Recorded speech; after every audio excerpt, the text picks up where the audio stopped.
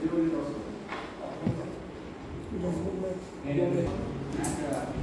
am presenting on the topic of protein metabolism containing hydroxyurea for Helicobacter pylori eradication in elderly patient of prospective randomized controlled trial.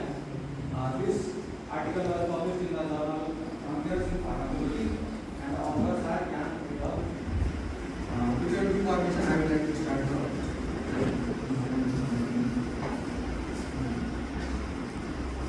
First of all, intake of competitive, we have introduction, material and method, statistical analysis, ethical consideration, and clinical trial evaluation, results, discussion, conclusion, and references.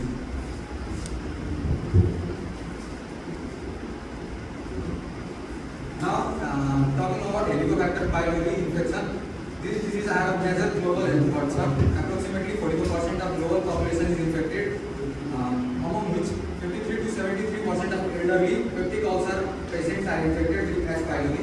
However, there is no specific treatment or therapy suggested for elderly patients. Peptic ulcer eradication, when peptic ulcer increases, there is a risk of gastric cancer, which is significantly seen in elderly patients. The standard therapy is triple therapy, in which PPI is suggested, clarithromycin and amoxicillin, either amoxicillin or metronidazole is widely used as a standard therapy to cure peptic ulcer for overall population. However, this is widely shows failure because due to antimicrobial resistance. Antimicrobial resistance is mainly due to clarithromycin drug. Except this, in China, where this research is conducted, of bismuth containing quadruple therapy is considered as a standard therapy.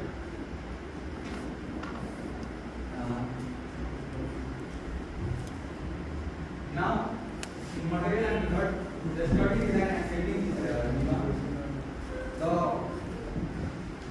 the study design is single-centered, prospective, open-label, randomized controlled trial conducted at First Affiliated Hospital of Nanjing University, Nanjing, China.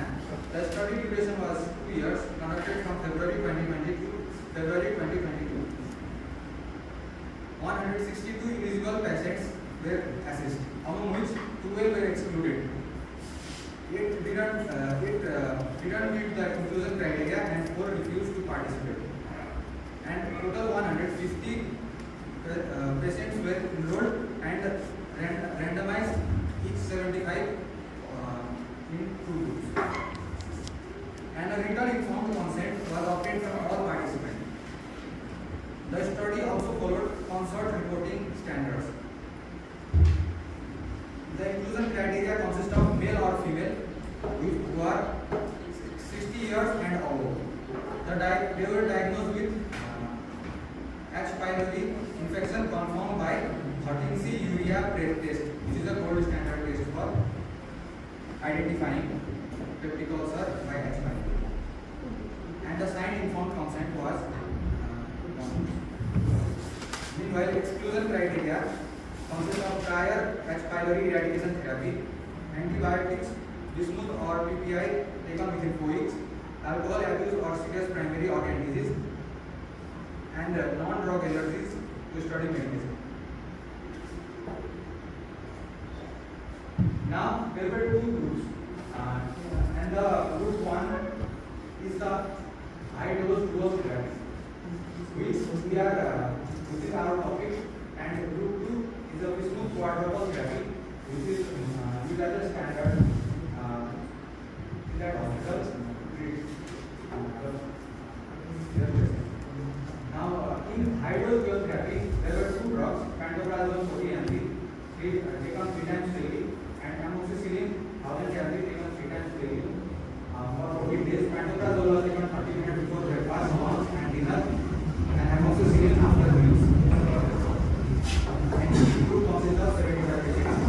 Similarly, in the bismuth quadruple therapy group, pantoprazole 40 mg was twice daily, amoxicillin 1000 mg was twice daily, clarithromycin 500 mg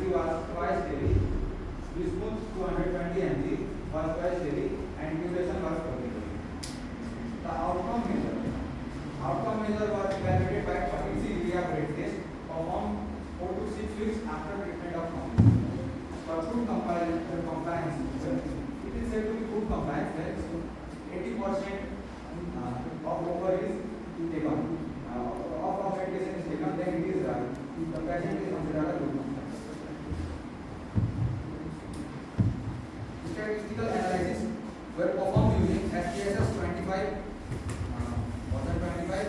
and then continuous variables were expressed as mean plus minus standard deviation for categorical data.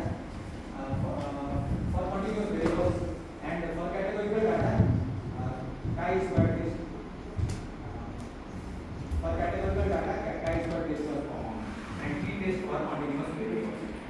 At finally, eradication rates were calculated using this three analysis: ITT analysis, which means intention to treat; MITT analysis, which means modified intention to treat; and PP analysis means for protocol. Now, the ITT analysis consists of all patients who even lost the follow-up. Modified PP ITT consists of patients who completed urea test and patient with good compliance only conducted PP analysis. MITT. Now the ethical consideration, the ethical approval MITT. was taken by Institutional Ethics Board of Post Affiliated Hospital of Nanjing University, Nanjing, China. Ethics approval number is given and written informed consent test. And usually group one was the goal of urea test. It means MITT analysis was done in 73 patients in ST group and 74 patients in BQ group, which shows one of four compliance and two of four compliance in this group.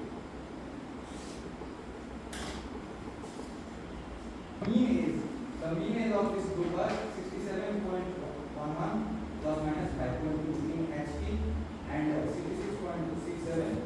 The baseline symptoms consisted of bloating, belching, allostonia, abdominal pain, and non-symptom or loss of follow-up. However, very studies in ITT group, in ITT analysis, HT group showed 89.3%, while BQT showed 86.6%. In which the value was not significant. Similarly, MITT group, actually, high dose immunotherapy showed 91.7% compliance, and BQT showed 87.8% compliance. And similarly, in pause protocol group, actually showed 93.0%, and BQT showed 90.3%. And which means that no statistical significant difference was shown between HT and BQT in any analysis, which means that HT is not inferior to BQT.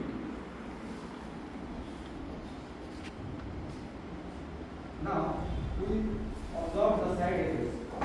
In side effects, 10.6%, while BQT received 26.6%. Here you can see they received adverse events. There were six adverse events in HT group and 2 moderate groups. Consist of total 8 who faced adverse events. This is about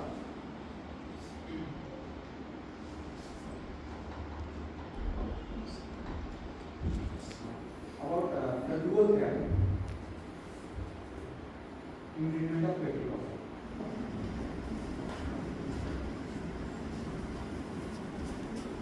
Now, overview and main findings in this one section. This was the first